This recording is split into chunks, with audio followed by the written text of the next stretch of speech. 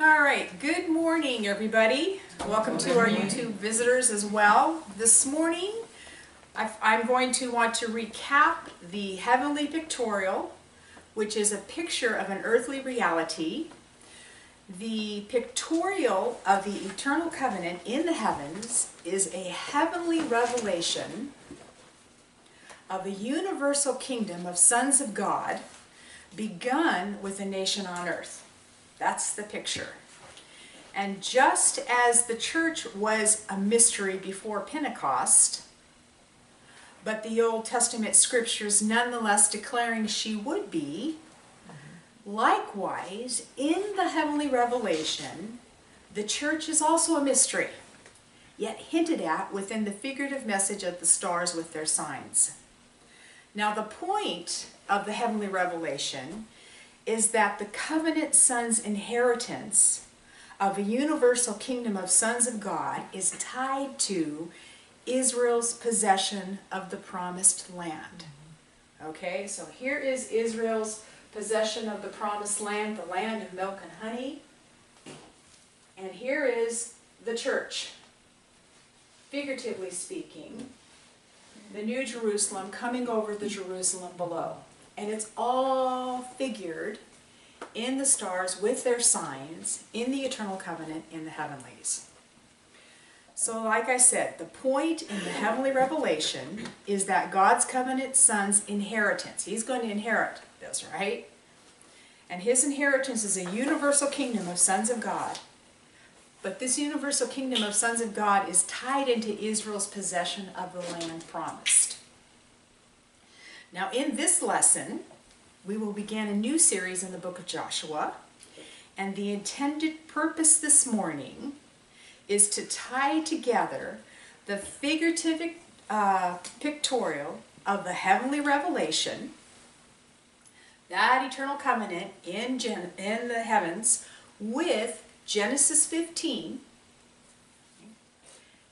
with the intro into Joshua. The whole concept for us, I want us to really understand, is we're now connecting the dots. Okay? Everything begins in heaven. God puts the message of his eternal covenant in the luminaries. Then in chapter 15 of Genesis, we see it all begins with God's man Abraham, with the land, and now we're going to be going into Joshua. So, recapping. In Genesis 15, the Lord, having appeared to Abraham in a vision and showing Abraham who the heir of his household would be in the revelation of the heavens, the covenant son, God laid out that eternal covenant for Abraham in vision. And in the sign of Libra, the sign of eternity, is God's kingdom of the sons of God planned. That's where you see it, is in Libra. Planned in Libra, the next sign, his nation, the woman Israel, Virgo, would bring forth his seed Christ, that covenant son. That covenant son, the seed Christ, would be the king, Leo, of the tribe of Judah. He would be the king of the jungle of men and the ruler of the sons of God. And in the sign Cancer, he would be the one who possesses the kingdom. It's his kingdom. In Gemini would be the pictorial of the uniting of the two realms, heaven and earth, to form one universal kingdom. In Taurus, this coming ruler, the judge of all the earth, would do right.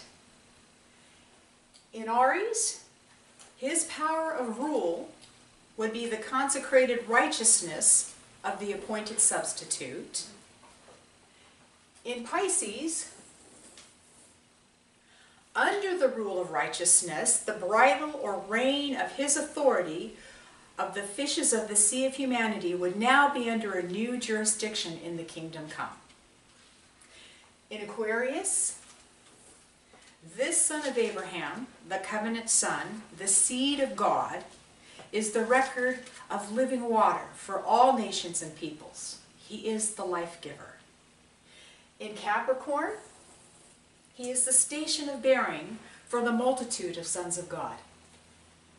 In Sagittarius, the seed of God, the covenant son, is the conqueror over sin and death, brought into the world through mankind.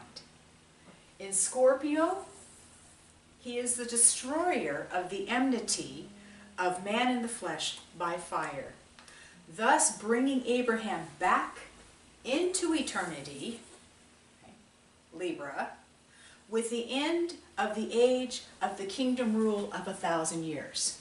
So that night, under the luminaries, God laid the whole thing out for Abraham. Remember, he said, recount, tell me it if you can. All right? So having done that in Genesis 15, God opening the understanding of Abraham, appearing to him in a vision, the next topic of discussion was land for the earthly seed. And the topic of land connected to the eternal covenant displayed in the heavenly revelation of the stars with their signs is for the earthly seed of Abraham. So we have the two things going on, right?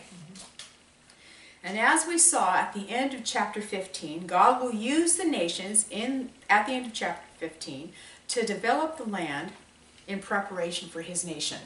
So everything is basically set to go, right? Hence, God told Abraham that beginning in the 4th generation, in Genesis 15:16, Israel would arise and commence to systematically drive out the nations occupying the land so that the land wouldn't become desolate.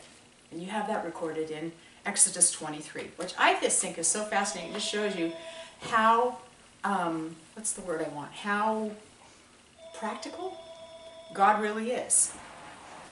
So he lays this whole thing out, right? Here's the heavenly revelation, which, by the way, as we've seen for weeks and weeks prior to this, that you have the heavenly revelation recorded in the luminaries before you ever have man. See? But now we have the man through whom the seed Christ is going to come from, Abraham, and so God could just lay the whole thing out for him and show him how it's going to work and how he was going to inherit this land that had been promised to him, right? So how the land would be received, or how the nation would receive the land, would be through the inheritance of the seed Christ. It's his inheritance. So he's going to give his inheritance to the nation Israel, and that was revealed, remember, in the Take Me offering, where God cut that covenant for the land. So even though the inheritance of the land would be far, far in the future, Abraham had absolute assurance, and he got the picture. He had understanding. God's eternal covenant was his own, made with himself and no other. Abraham understood that. Abraham understood nothing was required of him. God's plan for a kingdom of sons of God on earth, man in his image, after his likeness, would be fulfilled in the covenant son. Now, as of yet, the nation Israel has never occupied all the land the Lord has set aside for them. Why is that? It needs to come, right? Okay. Well, as a collective nation, they have not looked on him whom they have pierced as their begotten son, partaking of the Take Me offering, right? However, the nation has the promise of the Lord through his word and the assurance of the shedding of the blood of the covenant for the land. They have those two things, so that when the covenant son returns to the earth and sets up his kingdom, then Israel will receive her inheritance, her land, and it will be her land forever.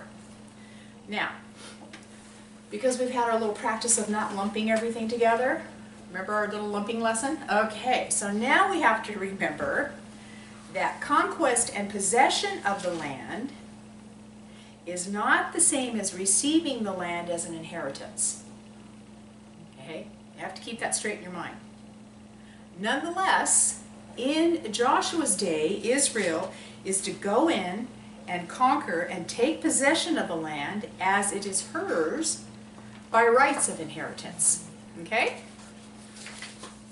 It's very important that we don't throw Israel out of the picture. Right?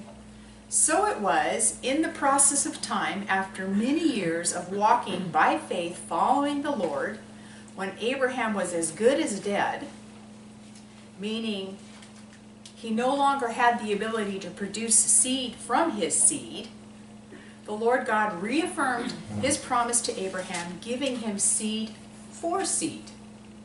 Okay? And the Lord opened the barren womb of Sarah his wife, and she bore him a son, which God had them name Isaac. Isaac's name means laughter. Now and then we have the beginning, do we not, of a nation through this one seed. Isaac would be the son from whom the Lord God would establish his covenant. From Isaac's seed, the seed for the covenant people would come. Right? Now when Isaac was 40 years old, he took a wife, Rebekah. And like his mother Sarah, she was barren. And so Isaac entreated the Lord for his wife, and she conceived, and she had twin boys named Esau and Jacob. Esau, Isaac's firstborn, Scripture says, was a profane person, meaning he was a man outside of the sacred, meaning he had no desire for the things of God. Okay? Had no desire for the things of God, was not interested in the eternal covenant. He was profane, by his own choice. Jacob, on the other hand, did have a desire for the eternal things. So the boys grow up. Later on, God changed Jacob's name to Israel, meaning prince. Now, you have to understand we're doing this broad overview because I want to do the book of Joshua. So here is Israel, prince, and from Israel, Israel has 12 sons. And from these 12 sons of Israel, God formed the nation of Israel, commonly referred to as the Jews. Seen within the miraculous conceptions and the names given and the names changed of Abraham's family is the figurative pictorial of God signifying his covenant made with himself, promised to Abraham, the father of many nations. So here is the father of many nations who has a son, who has a son, who has 12 sons to form a nation. Are you all with me? Mm-hmm. Okay. So here's the father of many nations, and the Lord God would establish the covenant with the father of many nations with his son Isaac, laughter. And then he would confirm that covenant, or perform the glory of the truth of that eternal covenant declared in the stars with their signs in Jacob, Israel, the prince. So everything is starting to get established, all right? Now, if you brought your Bibles, turn with me, please, to the book of Joshua.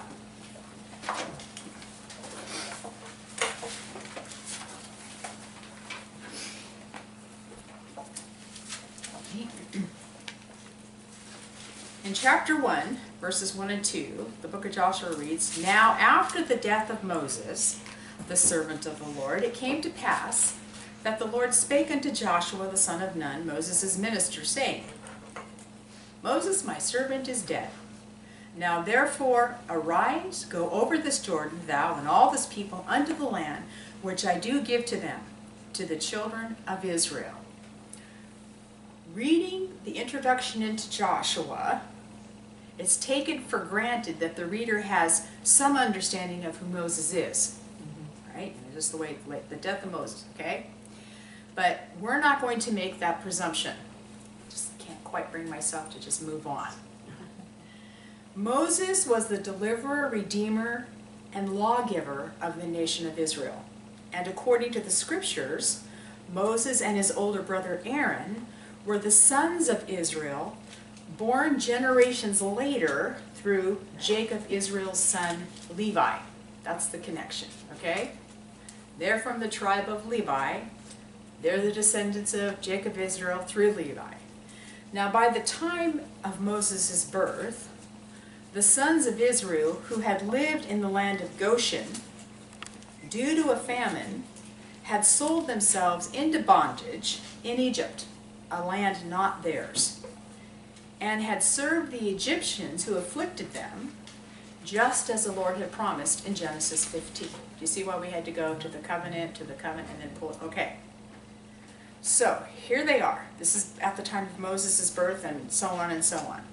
Now, Moses was the designated leader of God for the deliverance of the sons of Israel from the bondage of Egypt. And although he was raised an Egyptian, Moses knew he was a son of Israel.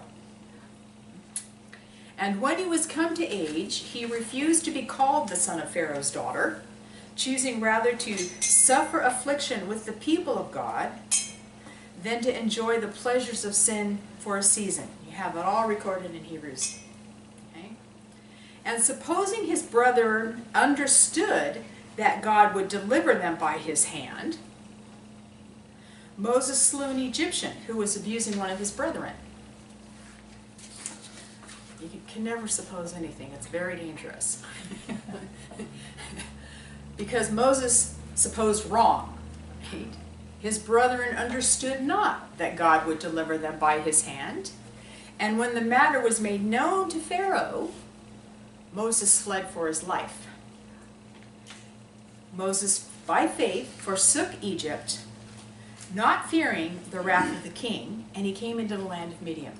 Now, what I really loved about this is, here is this man who's been raised up in Pharaoh's household, right? Called after Pharaoh's daughter. Everyone, you know, but he knows, I'm not the son of Pharaoh's daughter. I'm a son of Israel.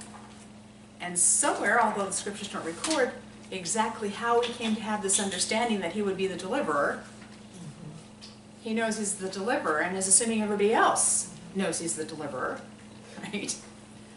And he didn't take this position of delivering the people on himself. Obviously, God appointed him that, right? And as far as I can tell when you read through the text of scriptures, there's not one person that I found that's ever appointed themselves the leader over God's people. God is the one who appoints. And the other interesting thing about Moses is that when the matter was known to Pharaoh, it's true he fled for his life, but Hebrews says by faith Moses forsook Egypt, not fearing the wrath of the king. Now you think if someone's fleeing for their life, they're afraid of the king? No, he's just fleeing for his life. The king, that is God's business, right? So he's not fearing the wrath of the king. He comes in the land of Midian. And then, for the next 40 years, the Lord trained Moses to be the deliverer, redeemer of the Lord's people Israel. How did he do that? With the tending of the willful and timid sheep of Moses' father-in-law's household. Okay, you just got to let that sink in. Right? Here's this guy who's been raised in Pharaoh's court with everything provided for him, forsakes it because what is that to him? He's one of God's people, right? And then he flees, lands in the land of Midian, and then for the next 40 years, because he's thinking, I'm the deliverer, right? Well, not for at least 40 years, because he has to have training. Well, what's the training? Tending sheep. See? Tending sheep who are fearful and willful and stupid, right? That's what he has. This is what he has to do. This is his training. And it's good training because it's the same training, the necessary training that he's going to need for the willful and timid sheep of the household of the nation Israel. Okay. So then, having delivered the people from Egypt, see, we're just speeding along here, having delivered the people from Egypt and redeeming them through the Red Sea and giving them the law, Moses, the Lord's servant, has died. And the next generation of Israel will proceed to conquer the land with Joshua, Moses' servant, as leader. Okay. Now again, obviously there's a whole lot that we could fill in, but we're not, you know. Joshua, like Moses, didn't go, I'll be the leader, right? Moses knows he's entering into the last phases of his life. He asks Jehovah, who's going to do this with the people? Joshua. Okay? So, here's Joshua.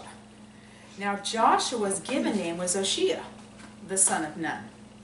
Oshea has the meaning salvation. The name Joshua, given to Oshea by Moses, was given at the time Moses sent out the 12 spies to spy out the land of promise. Joshua has the meaning, Jehovah is salvation.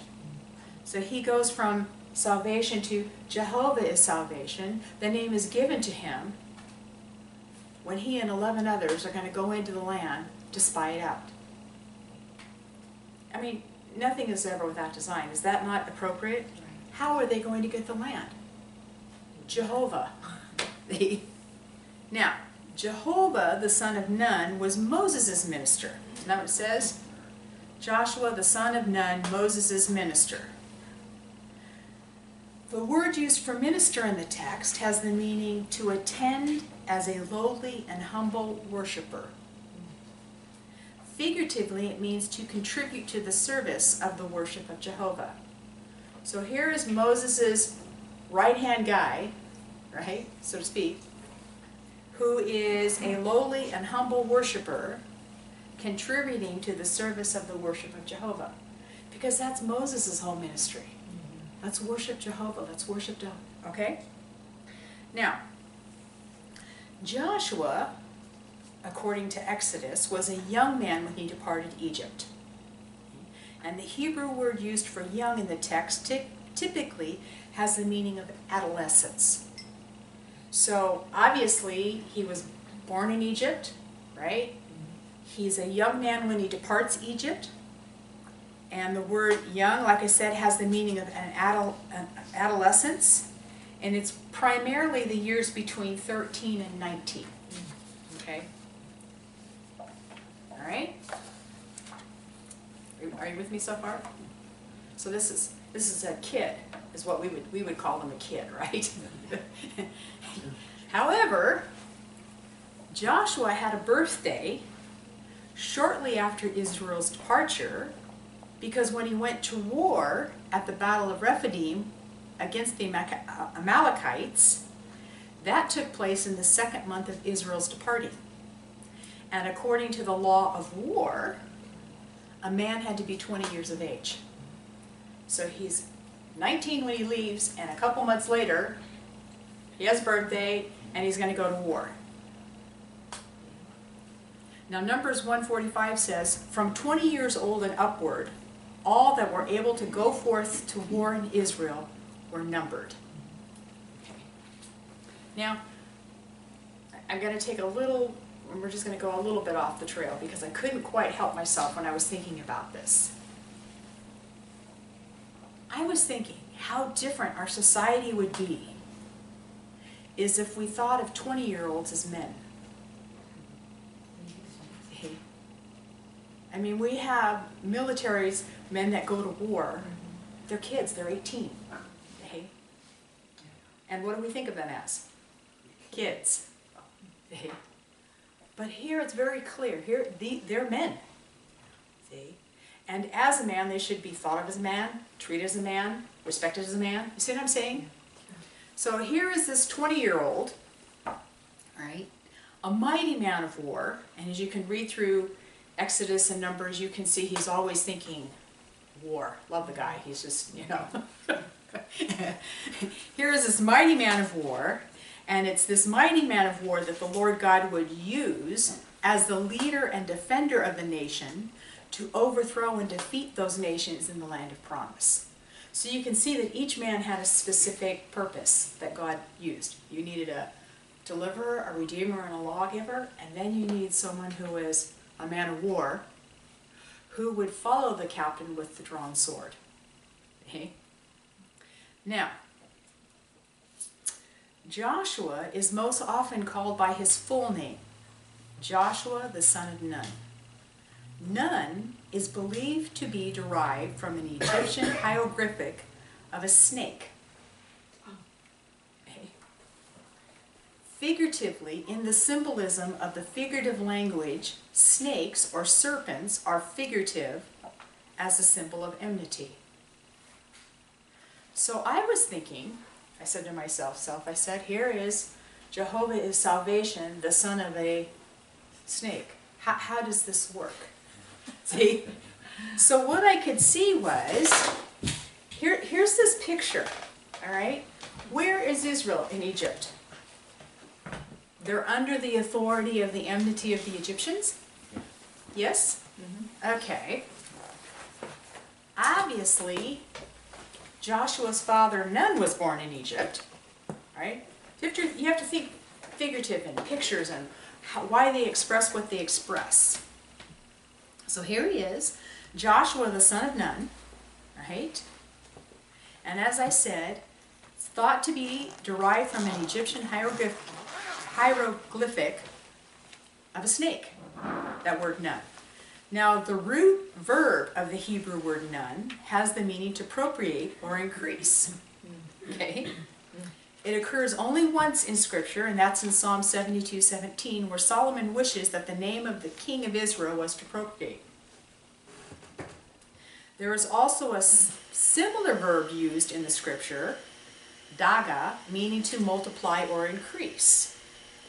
This verb is only used in Genesis 48:16, but its derivatives are ambiguous and they have to do with fish. So you have a hieroglyphic thinking of a serpent, but you have the verb that's attached to fish. Okay? Fish, you'll understand figuratively in the symbolism of the figurative language of Scripture, are a pictorial of the sea of humanity. Okay? You're thinking, well, what does this have to do with anything? It has a lot, because every time it's laid out in a certain way, within a certain text, there's a picture of something that's being expressed figuratively. If you have understanding of the figures, you can read it and go, I know what's being said. So what's being said? Well, consequently, here's the symbolism of the figurative language of Nun. The figurative language of Nun, when associated with the name Joshua, presents a double pictorial. Joshua, Jehovah is salvation, the son of Nun, as a mighty man of war, lowly and humble, this worshiper, come from the fishes of the sea of humanity, will contribute to the worship of Jehovah through the conquering of the enemies of Israel, those nations at enmity with God, right? And in possession and in occupation of the land of promise for the kingdom of God. Okay. Now, if you were living in this day, you'd get the whole thing. So you'd hear Joshua, son of Nun, and that would bring up to your mind something significant, right? We don't name our children things like that, right, to picture something. You know, my eldest son, we named Patrick because his name means child of the king, and we did it on purpose. Same thing here. All right, back to Joshua. So, after the death of Moses, the servant of the Lord spake unto Joshua, the son of Nun, Moses' minister, saying, Moses, my servant, is dead. Now, therefore, arise, go over this Jordan, thou and all this people, unto the land which I do give them to the children of Israel. Every place that the sole of your foot shall tread upon, that I have given to you, as I have said unto Moses. Now, when you think of every place that their feet had stepped, does that remind you of anybody? Abraham. There you go. So he says, from the wilderness and this Lebanon, even to the great river, the river Euphrates, all the land of the Hittites, and unto the great sea, toward the going down of the sun, shall be your coast. There shall not any man be able to stand before thee all the days of thy life. As I was with Moses, so I will be with thee. I will not fail thee, nor forsake thee. So first of all, I want to address the arising and going forth. It's interesting to note here in Joshua that concerning Israel's taking of the land, that land is limited to that which was given them as specified in Genesis 15. It's exactly the same thing, okay? Now then, when Israel drew near to a city, they were to proclaim peace to the city first, giving the city the opportunity for peace before destruction. Okay? Because God's not willing that any should perish. contrary to the thinking today. Okay? He's merciful God. So they're to proclaim peace, and even if the nation did refuse, all was not to be destroyed. The women, the children, and the livestock were to be spared and taken in by Israel to become part of their inheritance. Now here's a very interesting thing. God is very clear about going to a city and proclaiming peace before he conquers it, and going to a city that was a part of Israel's inheritance. There's a distinction made. If the city was a city of Israel's inheritance, the command was that Israel was to save none alive. Okay? The command was, save none alive that breathed. So if it had breath, it was killed. Why? You remember from Genesis 15 that those idolatrous nation worshiping the hosts of heaven, etc., etc.? Go back a few lessons on the YouTube and you can see. Okay, this is why. They're going to go in, and if that city was pertaining to the Israel's inheritance specifically, everybody was killed. Okay. Now, what I want us to keep in mind is that we need to note that the command to offer peace, in that command to offer peace, two issues are really exposed. First, Israel is never the aggressor. You're thinking, well, wait a minute, she's going in and she's going to attack a city. Right? Well, the earth is the Lord's and the fullness thereof. These are his people. This is what he's doing. For her to go in and say, hey, I want to offer you peace, right? That's not aggressive. And second is the revelation of the hostility of the nations of the earth to Israel's God, which is what we're really going to see as we go through Joshua. It's not Israel so much that they're irritated with, it's God. Okay? Now I want us to look at this offering of peace, so turn to Deuteronomy 20.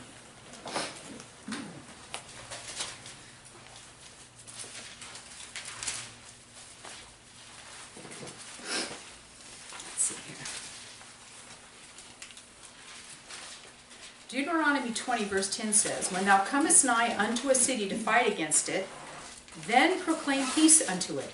And it shall be, if it make thee answer of peace and open unto thee, then it shall be that all the people that is found therein shall be tributaries unto thee, and they shall serve thee.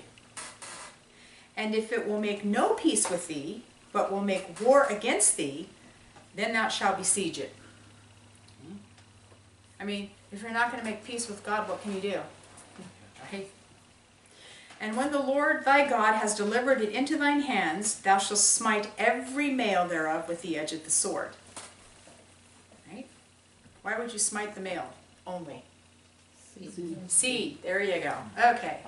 But the women and the little ones and the cattle and all that is in the city, even all the spoil thereof, thou shalt take unto thyself, and thou shalt eat the spoil of thine enemies, which the Lord thy God hath given thee. Thus shalt thou do unto all the cities, which are very far off from thee, which are not of the cities of these nations. So this is letting you know, this is future, what exactly is going to take place, all right? But, such a small little word with a big emphasis, but of the cities of these people which the Lord thy God doth give thee for an inheritance, thou shalt save alive nothing that breathes, but thou shalt utterly destroy them. Namely, and what does he do? Names the ites from Genesis 15, right? As the Lord thy God has commanded thee, that they teach you not to do after their abominations, which they have done unto their gods, so should ye sin against the Lord your God. Is that amazing? Mm-hmm. Okay. So this is the command. And Israel has an understanding of this command because Moses has taught it to them. Right? And as we can see from the text in Deuteronomy, just because the nations are judged and will get the fruit of their doing, those Canaanite nations, never to recover as a nation, doesn't mean that individuals from these nations weren't spared, which we saw a few weeks ago in Genesis. individuals who sided with Israel and believed into the living and true God would not, as can be seen in their names being recorded in Israel's scriptures. You can see this careful note of lineage, right? Okay. And one of the most prominent people is Rahab, right? Rahab being the most prominent figure in the book of Joshua to believe into the living and true God. See? Now there were others, I personally believe, that believed in the living and true God that are not recorded because you have it further on in the lineage. But in Joshua, the only one we have recorded that actually comes to believe in the true and living God is Rahab. Okay. Now, back to Joshua. Are you thinking, why are we doing all this? Or maybe you're not. But I'm going to tell you why we're doing all this. We're doing this because when we actually proceed into Joshua, we'll have an understanding that the nation absolutely understood what was required. See? There isn't any like, oh, well, I didn't know that. Right?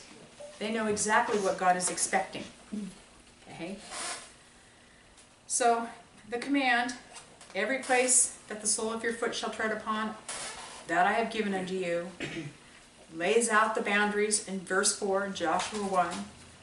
He tells them in verse 5, not any man shall be able to stand before thee all the days of thy life. You know, as I was with Moses, so I will be with thee. I will not fail thee nor forsake thee. And then in verse 6, here is this exhortation, be strong and of a good courage. For unto this people shalt thou divide for an inheritance the land which I swear unto their fathers to give them. Now, this exhortation of courage, or charge as it was known, this charge of the Lord was first commanded to Joshua and given shortly to him before the death of Moses for a very good cause. God never does anything just for the fun of it. He's fun, but you know what I'm saying. So, here he's given Joshua this command in Joshua 1:6. Be strong and of a good courage. And this is actually the second time he's done this, given Joshua this charge. And he's doing it because for 40 years, Israel has been in rebellion since she departed Egypt. Okay, 40 years. And even though the generation that had come out of Egypt under the leadership of Moses and Aaron had died in the wilderness, this is how close we are into crossing over, right? Even though that had all happened, this new generation of Israel, soon to be under the leadership of Joshua and Eleazar, is in transition. Okay? So I don't want you to think this is the same old people. This is a new generation of people. Right? This is a new leader, a new generation of people. Now, according to the scriptures, in the first month of the 40th year, Miriam, the prophetess, the sister of Aaron and Moses, died. And then 4 months later, in the first day of the 5th month in the 40th year, Aaron the high priest died. And then, in the 40th year, in the 11th month, on the first day of the month, Moses spoke unto the children of Israel all that the Lord had given him in commandment. So he's laying out their history. If you read through Deuteronomy, you're thinking we're talking, this is the very end. He's laying all of this out to this new generation, right? All that the Lord had given him in commandment. And then he teaches them a song. And this song is a song of the Lord as a witness for the Lord against the children of Israel. Okay? I just want you to follow the thinking here. Moses is getting ready to go die. Joshua is getting ready to leave the land. The Lord in Joshua 1:6 is telling them, Joshua to be strong and of good courage. But this is the second time, right, that he has done this. We didn't know about the first time, but we're going to look at it. So here's the second time he's telling Joshua to be strong and of good courage. And somewhere just before they get ready to go over, Moses is to share with this new generation all that the Lord had given him in commandment, and he's to teach them a song of witness against them. Yeah, I mean, how would you feel? Like, whoa, this is a song that is against, it's from the Lord and it's against the children of Israel. And so my mind says, well, why? Well, here's why. It was during this period between the 5th month of Aaron's death of the 40th year and the end of the 40th year, before Moses dies, okay, so we're talking 6-7 months, somewhere, okay, that the new generation of Israelites, who have the same heart issue as the old generation of Israelites, committed whoredom with the daughters of Moab, okay, while they dwelt at Shittim. And not only did they have this thing going on with the daughters of Moab, right? The people, they called the people unto the sacrifices of their gods, and the people did eat, speaking of Israel, and bowed down to their gods. Now, this is the new generation. And this little experience takes someplace between the 5th and when they get ready to cross over. And it all takes place at Shittim. And Shittim was the valley of rest after Israel's 2 victories over the Amorite kings Sihon and Og, king of Bashan, where Joshua and the 2nd generation gained military experience before crossing the Jordan. So here's this picture. Usually what happens after a great victory, right? That's what happens. This great victory over these 2 kings, they gain military experience. They don't have any. They've been wandering around. So now we have a little bit of military experience. And I don't know if you remember Balaam and Balak, but here's the solution to take care of Israel. Just get them involved with the Moabite women. Right? And the thinking is, they're not going to do that. Right? But the pictorial is, yes, they're God's covenant people. Yes, they've made a covenant with God. But there's no submission in the heart. There's no real having passed from death to life. Are you with me? Okay. So here's this whole situation that's taken place shortly before Moses' death and before we go over. Right? And what is clearly evidenced is that this new generation of Israel has the same heart issue. See? Nothing has really changed with the exception of the leadership. That's what's changed. Now, just as Moses led a people of his peers, likewise Joshua. Okay? And Joshua will need to remember, because he's new, he hasn't done this leading stuff before. Right? Moses has for 40 years. But Joshua, this is a new thing. So what Joshua needs to remember, and by the way, Joshua is now 60 years old. Okay? What Joshua is going to need to remember is that contemporaries can sometimes be a rough crowd. Because the contemporaries are peers, right? They're equals with the one called of God to lead. And therefore, sometimes jealousy for the so-called position of the leader takes place within the troops, okay?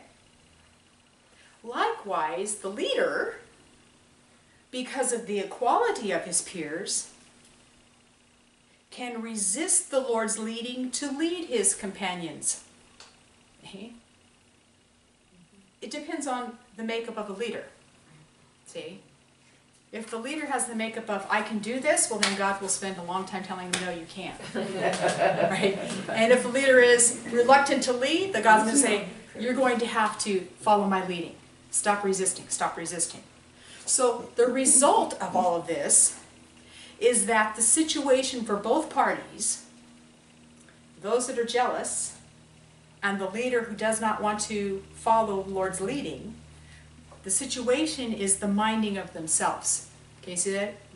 Each group is minding themselves rather than the Lord. And the end product of jealousy and resisting of the Lord's leading is the bitter envy and strife in the heart, leading to wars and fightings among the brethren. And there's little glimpses of that in the book of Joshua. Okay, so turn back to Deuteronomy, this time chapter 31.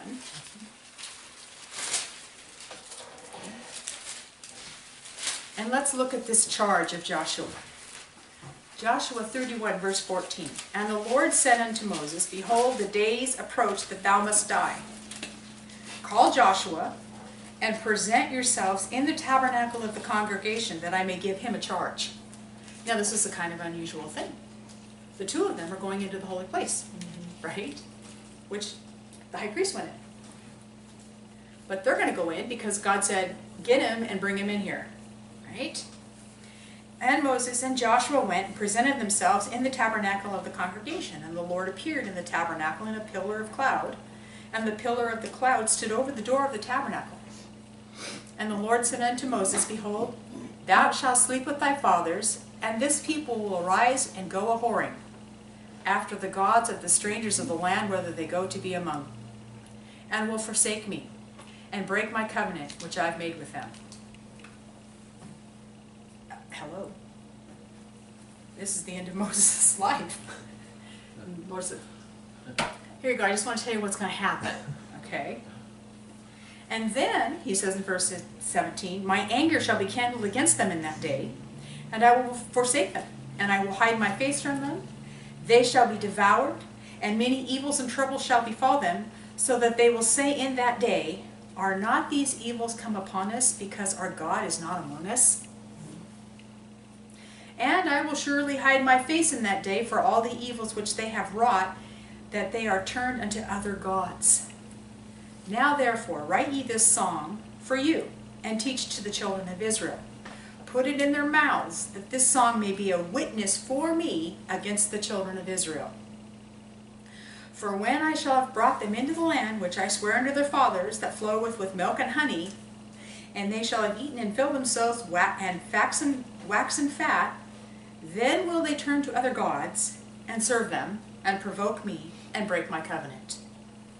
And it shall come to pass, when many evils and troubles are befallen them, that this song shall testify against them as a witness. For it shall not be forgotten out of their mouths of their seed. For I know their imagination which they go about, even now, before I have brought them into the land which I swear. Why would he know that? Oh, that's right. They got involved with the Moabite women. Okay. Moses therefore wrote this song the same day and taught it to the children of Israel. And he, speaking of God, gave Joshua the son of Nun a charge, and said, Be strong and of a good courage, for thou shalt bring the children of Israel into the land which I swear unto them, and I will be with thee. Okay, so here's what's happened before Moses dies, right? The children of that generation gets involved with the Moabite women. This takes place. Moses writes the song. The Lord tells Joshua, don't worry, be strong and of good courage, I'll be with you. Okay? And I'm thinking, whoa, this is Joshua's first up to bat leading. And this is what the Lord is telling him is going to take place. See? Now, the training for Joshua and the leadership and the sons of Israel will be remembering. Isn't that the hardest thing to do? Yes. It is so, thank you, because I'm like, I have the heart, I have an experience, or God shares something, and then boop, like 30 seconds later, right? So here's the training. Remember. God's saying, remember this song of witness. Remember the rebellion of their heart. See?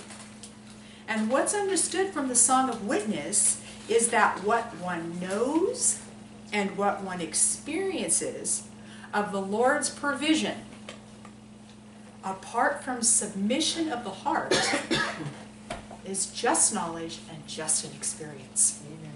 See? Apart from the submission of the heart, it makes the extraordinary, the Lord and his provision, nothing but ordinary. See? And the lack of submission is the result of the hardness of their heart. But of course, this new generation of Israel would not consider themselves to be rebellious. Do we ever consider ourselves? No. So here they are. They would not consider themselves to be rebellious. Why? Because they are, after all, the ones going to arise and go over. Right? Aren't they going to go into Canaan? Right. They're not rebellious, even though just a few months ago.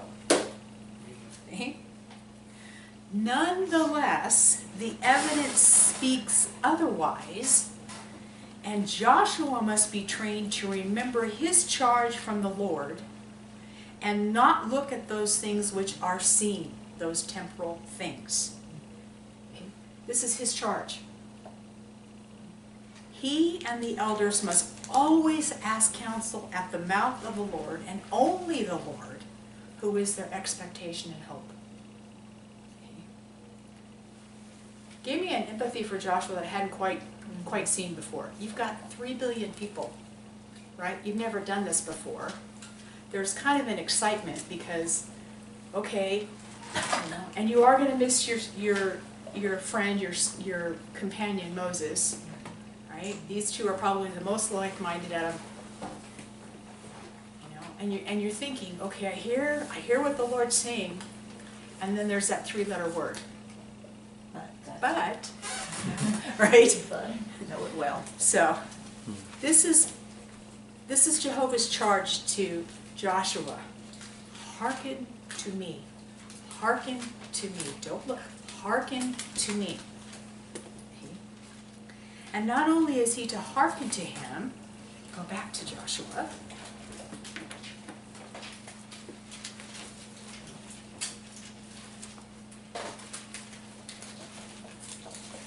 God gives him the charge plus the command of the law.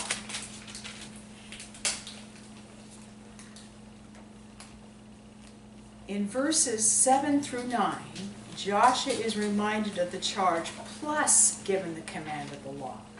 These 3 verses are personally for the leader in charge. Only be thou, you Joshua, be strong and very courageous. You. Joshua, as the new leader of the new generation of the nation, must not be afraid for the people or of the people. Both those things. He has this group of people and he can be afraid for them because, oh my gosh, they're not hearkening to the voice of Jehovah. And in a way, Jehovah's saying, what is that to thee? You be strong and of a good courage. So as the leader of the new nation, this new generation of the nation, he must not be afraid for the people or of the people. For unto this people shalt thou divide an inheritance, the land, which I swear unto their fathers to give them. I am going to do this. So you don't be afraid for them and you don't be afraid of them. And you must not personally be afraid yourself. Only be thou strong and very courageous. What Joshua is learning is that there's a very fine line between leading people, which is basically to escort them, and being responsible for them. Or feeling accountable for them. The people are Jehovah's. Thank the Lord, right? The people are Jehovah's, and they're his responsibility. And so the exhortation to Joshua is, he's free not to mind them. Now, of course, that's going to take a tremendous amount of discipline, right? Verse 7, only be thou strong and very courageous, that thou mayest observe to do all according to all the law which Moses my servant commanded thee. Turn not from it to the right hand or to the left, that thou mayest prosper whatsoever thou goest. This book of the law shall not depart out of thy mouth, but thou shalt meditate therein day and night, that thou mayest observe to do according to all that is written therein. For then shalt thou make thy way prosperous, and thou shalt have good success. See, personally, Joshua will need to be strong and very courageous. He's going to bear in his mind that exhortation, be strong and of a good courage, that he may observe to do according to all the law. See, he has to be strong and of good courage to observe to do, right? And observing to do according to all the law, he must not turn to his right hand or to his left. Well, if you don't turn to the right and you don't turn to the left, where are you? Straight ahead, right? See, he must not turn to the right hand or to the left. Why must he not do that? That he may prosper wherever he goes. Do you see how singular it is? Yeah. Right? If he is minding the people and not the Lord, right, he will be unable to do according to all the law. He must meditate day and night on the book of the law to keep his own heart strengthened. That is the hardest thing, right? We always want somebody to go, let me encourage you. Here's your encouragement. This is it. Okay? And you have to meditate day and night. See? So here is what the Lord is exhorting Joshua to. This is a personal thing. Right? You're going to escort the people, but don't be afraid for them or of them. You have to be strong, and you need to meditate. The book of the law shouldn't depart out of your mouth. So stop talking about it and meditate. See? Because if you meditate, then the doing will come out of what you're thinking on, yes? Okay. Now perhaps you're thinking, as I was reading this, my mind said, really? Day and night? I mean, it's not like he doesn't have enough to do leading almost 3 billion people. Right? But it is in the meditating of the law of the Lord that Joshua will find his strength and courage and prosperity and good success. It is the most natural thing in all the world to look at the outward. Should I say that again? That was really powerful, wasn't it? Yeah. It is the most natural thing to look at the outward and make a presumption either of oneself or someone else. It's natural. I think I'm all right. Not so sure about y'all, but right? It's natural to do that. And Joshua is being trained not to do that. See? He is not to make a presumption either himself or anyone else. See? What is he to do? He is to, are you ready for this? Live by every word from the mouth of the Lord. Now, Joshua is in training. And Joshua's training is, all that grieves is but for a moment, and all that pleases is but for a moment. Only the eternal matters. So Joshua must, with all his heart, receive, believe, and act upon verse 9. Have I not commanded you? Okay. Be strong and of a good courage. Be not afraid, neither be thou dismayed.